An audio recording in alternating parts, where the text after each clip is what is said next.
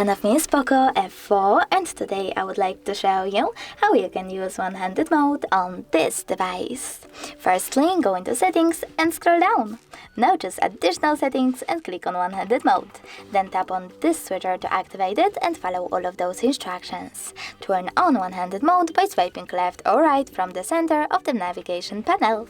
When I do that, as you can see, one-handed mode is now on. If you wish to go back to the standard size screen, you can do that by swiping up or clicking on this area.